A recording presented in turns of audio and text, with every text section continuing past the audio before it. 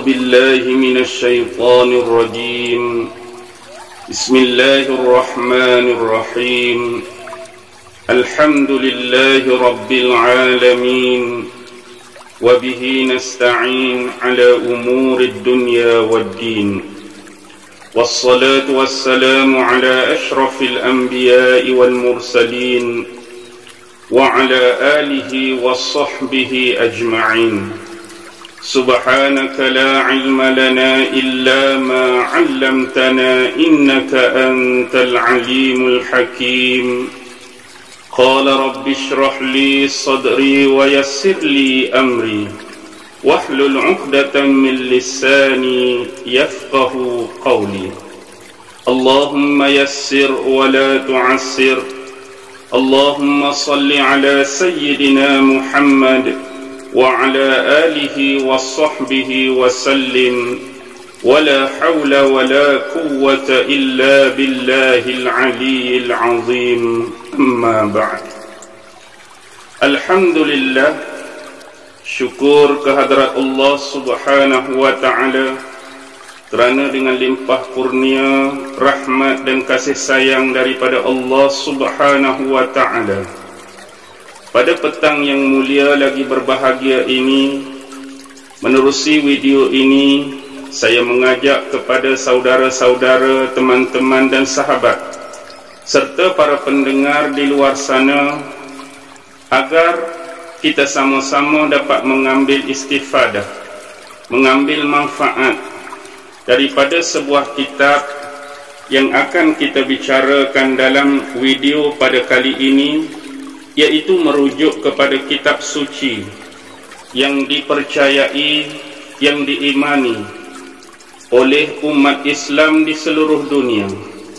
Al-Quran bukanlah kitab yang hanya diimani oleh umat Islam di zaman kita, bukan diimani dan dipegang oleh umat Islam di zaman ini, tetapi sejak Al-Quran diturunkan oleh Allah Subhanahu wa ta'ala kepada Nabi Muhammad sallallahu alaihi wasallam menerusi perantaraan malaikat suci lagi mulia, yaitu malaikat Jibril alaihi salam.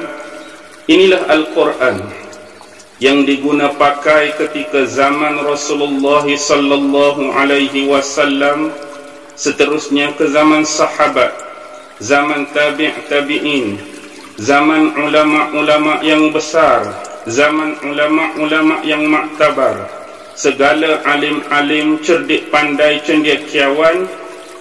Walaupun mereka ini bergelar sebagai seorang muslim, sebijak mana, sepandai mana pun, mereka tidak pernah dapat menafikan dan mengikiskan kehidupan mereka daripada kitab suci Al-Quran.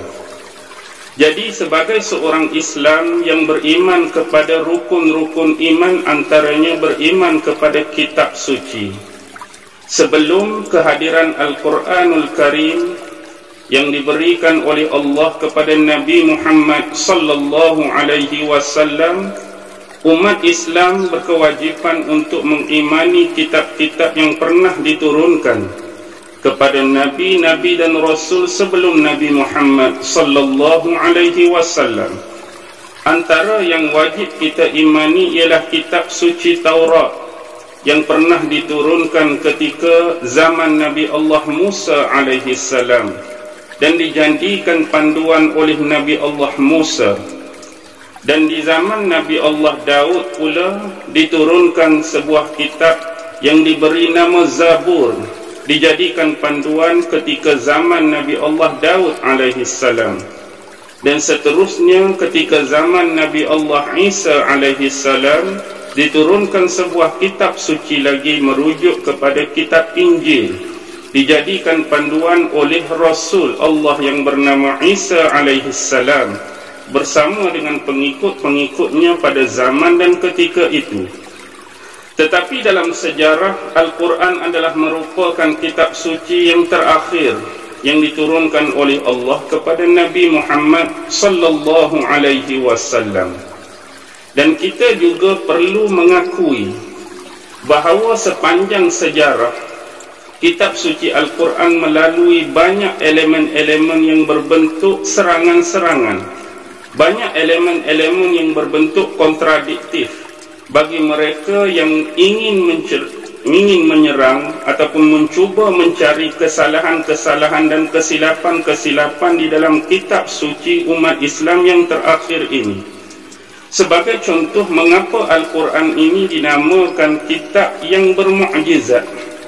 Mengapa Al-Quran dinamakan sebagai kitab yang suci lagi kitab yang mulia? Suci di sini bermaksud sucinya kalam Allah yang terdapat di dalam kalam-kalam Al-Quran itu sendiri. Suci juga menurut sesetengah para ulama adalah suci daripada sebarang bentuk penyelewengan. Suci juga dikatakan suci daripada kesilapan-kesilapan dan kesalahan-kesalahan.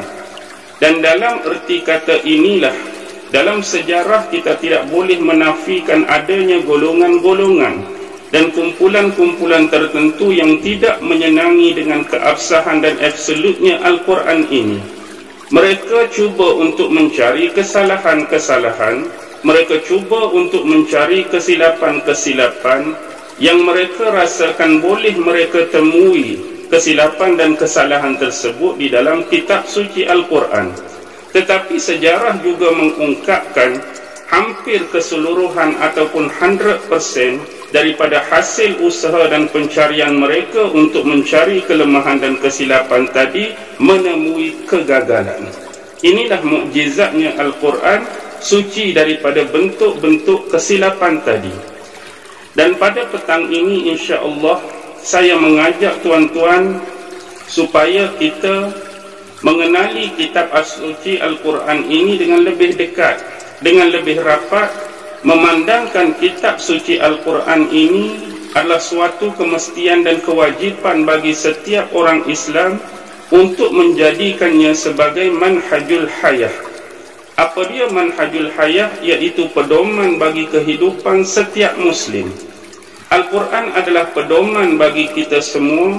Al-Quran adalah rujukan utama, rujukan terbesar dan rujukan tertinggi di dalam agama Islam.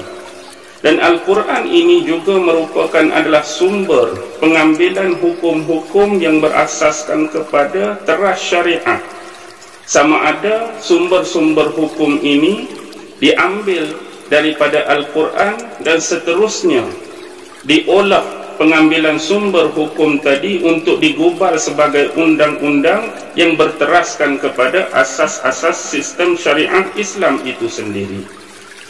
Baik, sebelum kita berbicara mengenai Al-Quran dengan lebih jauh, saya berpesan kepada diri saya sendiri dan juga kepada pendengar-pendengar di luar sana. Kita melakukan klip-klip video dalam bentuk ceramah, huraian ataupun penerangan ini untuk membicarakan bukan sesuatu yang kecil. Kita nak membicarakan sesuatu yang besar, Al-Quran, kalam Allah Subhanahu wa ta'ala.